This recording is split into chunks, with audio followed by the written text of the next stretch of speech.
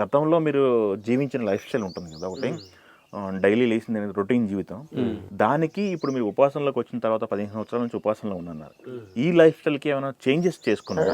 డెఫినెట్గా అంటే అక్కడ నుంచి చేంజ్ అవర్స్ మొదలు పెడుతుంటే ఇంకా చేంజ్ అవర్స్ చేస్తూనే ఉంటాం. ఇంకోటి ఏంటంటే ఇంతకుముందు పూర్వకాలంలో ఇలా ఆత్మీయకి చెందిన ఆత్మ పయనంలో పయనించాలంటే సంసారానికి దూరంగా ఉండాలి, సన్యాసాతం తీసుకోవాలి, కాసేపు వస్త్రం వేసుకోవాలి, చిన్న ఒక తెలియని ఒక ఉండేది, త్యజించాలి, ఇంకా మొత్తం వదిలేయాలని ఉండేది. కానీ ఏంటంటే ఇప్పుడు మేము ఇన్నర ట్రావెల్ చేసిన తర్వాత ఏమనిపించింది అంటే ఏది వదలవసరం లేదు, అన్నిట్లో ఉండి అంటకుండా ఉండటమే కావాల్సింది ఇంపార్టెంట్ అని అర్థం. ఏ వదలక్కర్లేదు, అహంకారం ఒకటి వదిలిస్తాను. నేను అనేది వదిలేస్తే మనం నేను ఒక అహంకారం వదిలితే అన్నీ ఉండగానే హ్యాపీగా ఉండొచ్చు. ఓకే, బట్ ఇది ఒక్కటి ఉండి ఎన్నుండా జీరో. ఓకే, ఫుడ్ హ్యాబిట్స్ ఏమైనా చేంజ్ చేశారండి? ఫుడ్ హ్యాబిట్స్ చేంజ్ చేసాము. ఇంతకుముందు ఇఫాస్లోకి వెళ్ళిన తర్వాత ఏంటి ఓన్లీ మధ్యాహ్నం భోజనమే ఉంటుంది, మార్నింగ్ బ్రేక్ఫాస్ట్, ఈవినింగ్ లైన్ ఉండదు అనమాట, డిన్నర్ ఉండదు. ఎందుకంటే 4 o'clock గెడ్డింగ్ అప్ లేకపోవాలి, ఆ టైంలో ఎక్కువ నైట్ ఫుడ్ ఎక్కువ తీసుకోవాలి. ఆ నుంచి లైఫ్ చేంజ్ అయిపోయింది. ఇప్పుడు ఇంతకుముందు ఊర్లో ఉండగా ఎక్కువ ఆహారం మీద ఎక్కువ ఉండేది, పెద్ద చెడేసనాలు ఏమి లేవు, కానీ అన్నం మీద ఎక్కువ ఫ్రీతిగా ఉండేది. ఊర్లో అసలు స్టార్టింగ్లో ఫుల్ మీల్స్ అంటారు కదా, మాకు ఫుల్ మీల్స్ కాకుండా డబుల్ మీల్స్ అయితేనే మమ్మల్ని రామునేవాళ్ళు. అట్లా మా ఫ్రెండ్స్ అంతా వెళ్తే మాకు సింగిల్ మీల్స్ పెట్టేవాళ్ళు కాదు, అట్లా ఫోన్ చేసేవాళ్ళు అన్నమాట. అలా ఏంటి ఇది అన్నం ఏంటి అనేది దాని ఉద్దేశం మీద ఈ పాసనాలో ఈ క్లాస్ చేయటం, మంత్రసహిత రాజుగారి దగ్గరికి వెళ్ళి అసలు ఆహారం ఇప్పుడు ఓన్లీ డైట్కి చాలా కంట్రోలింగ్ వచ్చిందనమాట. ఓన్లీ ఒక పూట వండిన ఆహారం తీసుకుంటాం మార్నింగు. అంటే ఒక మనిషి అంటే పాల్డౌన్ ఆరోగ్య సూత్రంలో పతనం అవటానికి కారణం కూడా ఆహారం కూడా ఎంతో ముఖ్యమైనది అనేది మనం గమనించాం. అదే ఎట్లాంటి ఫుడ్ తీసుకుంటారండి? ఇప్పుడు మన దాంట్లో రకాలు ఉన్నాయి, వెజ్ అంటారు, నాన్ వెజ్ అంటారు, లేకపోతే వెజిటేరియన్ మొత్తం మారిపోయారా? అంతవరకు నాన్ వెజ్ అన్నీ ఉండేవి కదా, దీని తర్వాత ఈ 7 years 8 years నుంచి వెజిటేరియన్, ఓన్లీ వెజిటేరియన్, అది కూడా ఒక్క పూట, అది మన మధ్యాహ్నం వరకు వండిన ఆహారం.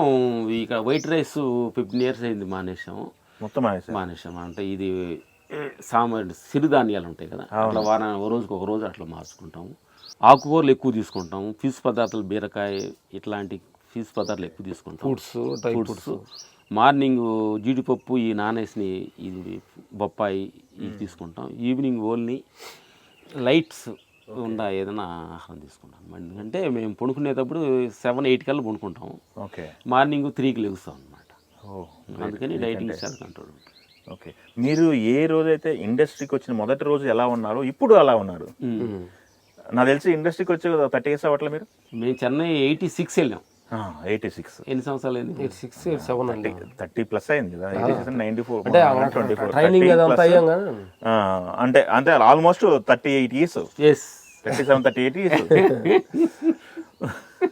అప్పుడు ఫుడ్ హ్యాబిట్స్ ఉన్నా అలానే ఉన్నారు, ఇప్పుడు మార్చిన తర్వాత కూడా ఏం చేంజ్ లేదమ్మా.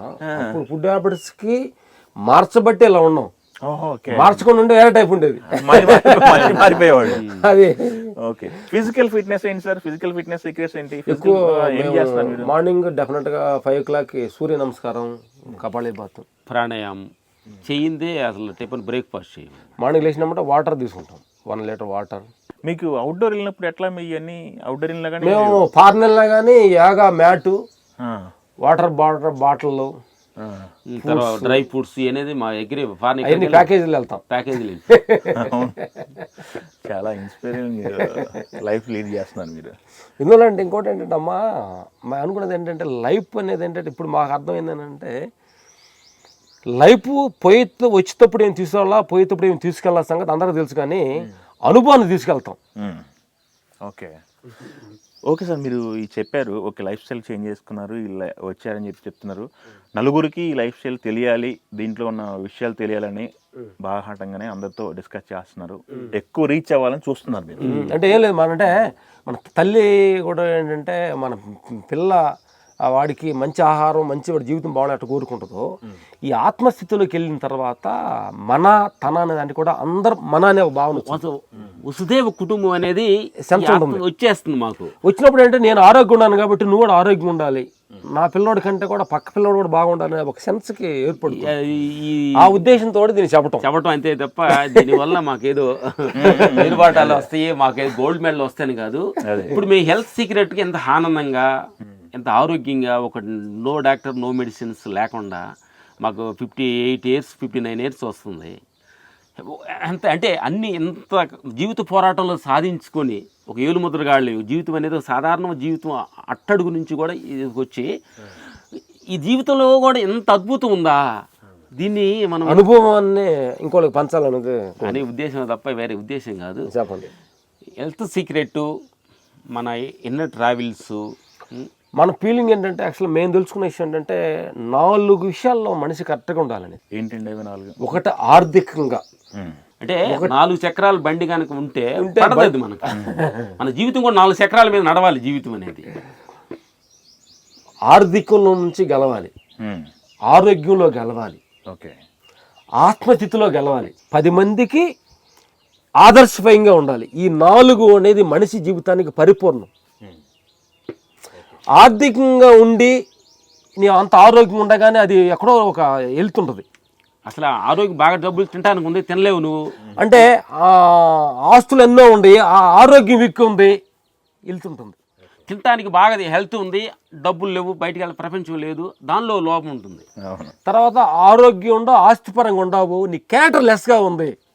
ఇంకోటి ప్రపంచానికి నీ క్యారెక్టర్ లెస్ అంటే ఇంకోటి ఆదర్శంగా ఉండాలి తప్పగా నీ గురించి వాడలాగా ఉండకుండా ఉండాలనేది ఏం లేదు. ఇప్పుడు మన బాహుబలి సినిమా ఉంది, ఆ సినిమాలో కొన్ని సీన్స్లు కొంతమంది యువకులు తీసుకుంటారు ఆ సీన్స్ని, బాహుబలి సీన్ భలే ఉందని. అట్లా మా జీవితంలో ఒక సీన్ ఎవరైనా ఉపయోగపడాలంటున్నా. ఓకే, నీకు అర్థమైందా? అవును. సీన్ రామలక్ష్మణులని ఒక సీన్స్, మా జీవితం అనేది ఒక బుక్ అనుకో, అంటే పోయే ఒక బుక్కే. ఇప్పుడు మా ఆస్తి మీకు ఇవ్వలేము, మీ ఆస్తి మాకు ఇచ్చేది ఏమి లేదు. కానీ ఈ బుక్ ఎవరికైనా ఉపయోగపడుతుందేమో అని అంటున్నా. చిన్న చిన్న సీన్లు, ఏదో సంఘటన, ఏదో ఒక మీరు చెప్పేది మాట ఇన్స్పైర్ అయితే రిలేషన్షిప్. ఇప్పుడు కోర్టులో కానీ మనం పోలీస్ స్టేషన్లో కానీ మేము వెళ్ళి ఎంక్వైరీ చేస్తే ఎక్కువ కేసులు అన్నదమ్ముల మధ్యన, సిస్టర్స్ మధ్యన ఎక్కువ గొడవలు ఉంటాయని తెలిసింది. ఒక తల్లి పాలు తాగి చిన్నప్పుడు ఒక ప్లేట్లో అన్నం తిని మన హ్యాపీగా చేయబోతున్న అక్క చెల్లెలు అన్న చెల్లెలు చేయబోటు నడిచిన వాడిని కొంచెం మీసాలు గడ్డలు రాగానే నేను నాది అనే ఒక భావనతో కొట్టుకుంటున్నారు కదా. అలాంటి వాళ్ళు ఆదర్శంగా ఉండాలి అనేది కూడా మెయిన్ రీజన్స్. ఇటన్నిటి రీజన్స్ ఏంటంటే ఎన్నైనా ట్రావెల్ చేస్తేనే దీనికి ట్రూత్ అంటున్నా. అందుకనే ఏం లేదు ఎంత ఉందంటే ఎన్ని తెలుసుకున్నానంటే మీ పర్సనల్ తెలుసుకున్న ఒక సత్యం ఏంటంటే బుద్ధుడి దగ్గర ఒక అతను శిష్యుడు వెళ్ళి నువ్వు చెప్పిన పగాలన్నీ నేను వదులుకొని నా సంసారాన్ని వదులుకొని అన్నీ చేసుకొని వస్తాను, వచ్చినమ్మంటే నీ రైట్ హ్యాండ్గా నన్ను నీ పక్కన కూర్చోబెట్టుకుంటావు అని నాకు పర్మిషన్ ఇస్తే నేను చేస్తాను కండిషన్ పెట్టాడు బుద్ధుడికి. బుద్ధుడు నేను చెప్పి నీకు కొన్ని చెప్తే నువ్వు చేసేస్తే నేను కూర్చోబెట్టున్నాను అన్నాడంట. ఏంటో చెప్పమన్నానంట ఆ శిష్యుడు. ఫస్ట్ వెళ్ళి నువ్వు నా పక్కన కూర్చొని ఆశపడ్డావు కదా, ఫస్ట్ నువ్వు వెళ్ళి నీ తమ్ముడు పక్కన, నీ పక్క ఇంటి వాళ్ళ పక్కన ప్రేమగా కూర్చోటం అలవాటు పడు, నేర్చుకో. నీ భార్య పక్కన కూర్చొని ప్రేమగా మాట్లాడటం నేర్చుకో. నీ పక్కింటి వాళ్ళ పక్కన ప్రేమతో మాట్లాడడం నేర్చుకో. సమాజం పట్ల నువ్వు మంచిగా ఉంటావు నేర్చుకో. ఆ తర్వాత నా పక్కన కూర్చోండి. అవన్నీ వదిలేసి మొత్తం వదిలేసి వచ్చి వాడి పక్కన తమ్ముడు పక్కన కూర్చుంటాడట